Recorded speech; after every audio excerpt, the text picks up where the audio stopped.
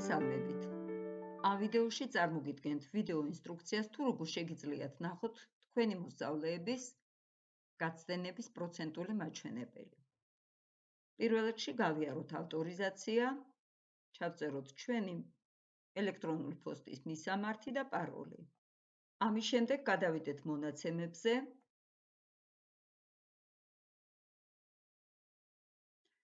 გამოსულ ფანჯარაში ავირჩიოთ დასწრების პროცენტული მაჩვენებლის რეპორტი, დავაწყაბოთ დასწრების პროცენტულ მაჩვენებელს,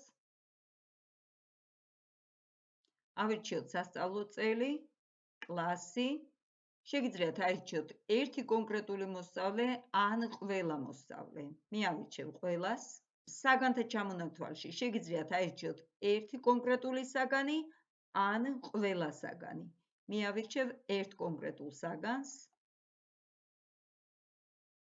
და დავაწყაბოთ ღილაკ შესრულება. გამოვიდა ცხრილი, რომელშიც მოცემულია სასწავლო წელი, კლასი, საგანი, მოსწავლე, გაკვეთილების რაოდენობა, ამ მოსწავლის გაცდენების რაოდენობა და დასწრების მაჩვენებელი. წარმოდგენილი პროცენტული მაჩვენებლის მიხედვით თქვენ შეგიძლიათ განსაზღვროთ, რა შემთხვევაში მოუწევს ან რომელ მოსწავლეს მოუწევს ექსტერნის გამოცდის ჩაბარება.